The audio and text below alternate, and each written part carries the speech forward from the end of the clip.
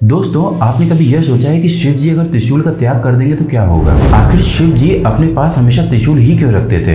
इतने सारे वेपन्स होने के बावजूद भी क्या कारण था कि शिव जी हमेशा एक त्रिशूल कैरी करते थे? क्या त्रिशूल उनको सबसे ज्यादा प्रिय है या फिर इसका कोई और कारण है? आखिर क्या है त्रिशूल और इस सृष्टि का संबंध? आइए समझते हैं इस वीडियो में।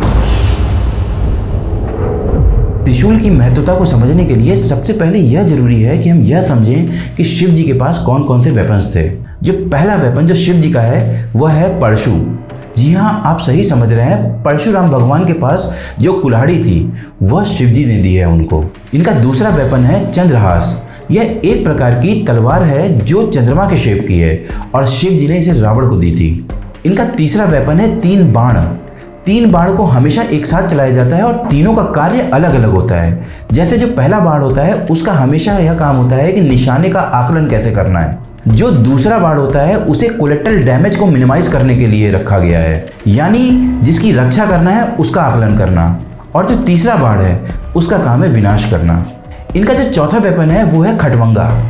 खटवंगा एक प्रकार की छड़ होती है जिसके ऊपर क्रमशः जानवर और मनुष्य के कपाल लगे होते हैं। इनका जो पांचवा वेपन है वो है पिनाका। पिनाका वो वही धनुष है जिसे भगवान श्री राम ने सीता माता के स्वयंवर में तोड़ा था और जिसके बाद परशुराम क्रोधित हो गए थे। और तो और आपको बताते चलें कि भारतीय सेना में भी रॉकेट फोर्स में एक रॉकेट का नाम है पिनाका और वह नाम भगवान शिव के वेपन से ही इंस्पायर्ड है। जो छठा वेपन है उसका नाम है गिरीश। यह एक प्रकार की तलवार है। जो सातवां वेपन है वो है पाशुपशास्त्र, जो शिव जी के अलावा सिर्फ 4 लोगों के पास था, जिसमें अर्जुन, भगवान श्री राम, माता दुर्गा और विश्वामित्र शामिल हैं। अब आता है इनका 8वां वेपन जिसे हम कहते हैं त्रिशूल। त्रिशूल में 3 शूल होते हैं और यह इतना खतरनाक है कि इसने भगवान श्री गणेश का सर धड़ से अलग कर दिया था और विष्णु भगवान को चोट पहुंचाई थी। और तो और ब्रह्मा जी का 5वां सर भी त्रिशूल ने ही काटा था। ऐसा क्या रीजन है कि इतने सारे वेपन्स होने के बाद भी शिव जी हमेशा त्रिशूल को कैरी करते थे?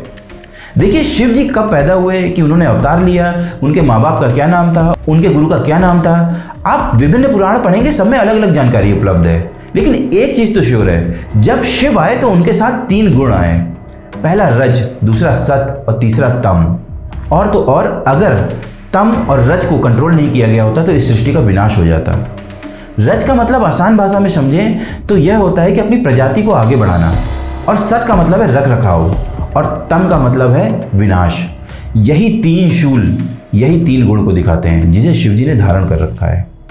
अगर आप बहुत ही सूक्ष्म स्तर पर देखें तो ब्रह्मांड में कोई भी घटना घटित हो रही है उसमें तीनों एलिमेंट इन्वॉल्व रहते हैं। पहला सृजन यानी रज, दूसरा मेंटेनेंस रख रखाव जिसे कहते हैं सत, और तीसरा विनाश जिसे कहते हैं तम। उदाहरण के लिए अगर मानव शरीर को देखा जाए तो हमारे शरीर में कितनी सारी कोशिकाएं एक दिन में बनती हैं, यानी उनका सृजन होता है, क्रिएशन होता है। कितने सारों का रख रखाव होता है, यानी सत होता है, और तीसरा विनाश यानी तम, और कितनी सारी कोशिकाएं इस शरीर में खत्म हो जाती हैं। अगर ब्रह्मांड में देखें, मॉडर्न साइंस क्या कहता है? मॉडर्न साइंस यह कहता है कि एक दिन में कितने सारे स्टार्स पैदा होते हैं, एक दिन में कितने सारे स्टार्स खत्म होते हैं, और एक दिन में कितने सारे स्टार्स अपनी जीवन जीते हैं। तो ब्रह्मांड में कोई भी प्रक्रिया इन तीनों एलिमेंट के बिना नहीं हो सकती है, और यही 3 प्रक्रियाएं जो हमें अलग अलग दिखती हैं वो वास्तव में एक हैं। तभी 3 शूल आके एक जगह मिल जाते हैं और तीनों प्रक्रियाओं में बैलेंस बना रहे, इसीलिए शिव जी ने त्रिशूल को धारण किया है। आपको बताते चलें कि ऐसा कहा जाता है कि जो काशी नगरी है, जो विश्व में सबसे पुरानी नगरियों में से एक है, या ये कहिए कि सबसे पुरानी नगरी है, वह शिव जी के त्रिशूल पर टिकी हुई है। इसीलिए कितने भी प्रलय आए और भविष्य में कितने प्रलय आएंगे, काशी हमेशा अविनाशी रहेगी। यह तक कहा जाता है कि जब भगवान कल्कि का कली से युद्ध होगा और पूरी धरती पे हाहाकार मच जाएगा, लेकिन उस समय भी काशी को कुछ नहीं होगा। अगर पुराणों की माने तो त्रिशूल के 3 शूल पर क्रमशः 3 मंदिर बने हुए हैं। पहला है ओमकारेश्वर मंदिर, दूसरा है विश्वेश्वर मंदिर और तीसरा है केदारेश्वर मंदिर। आइए समझते हैं कि प्रेजेंट टाइम में त्रिशूल क्या सिंबलाइज करता है। त्रिशूल के 3 शूल सृजन, रख रखाव और विनाश को दर्शाते हैं, क्योंकि जो सृजित हुआ है उसका विनाश भी होगा कुछ समय बाद। इसलिए हमारा जो कर्म होना चाहिए वो मोह से परे होना चाहिए। इन तीनों प्रक्रियाओं को हम अलग अलग समझते हैं क्योंकि हमारी समझ इन्हें अलग अलग समझने पे मजबूर करती हैं, लेकिन तीनों प्रक्रियाएं एक ही हैं। इसी कारण तीनों शूल एक जगह आके मिल जाते हैं, जो यह दर्शाते हैं कि तीनों प्रक्रियाएं एक ही हैं।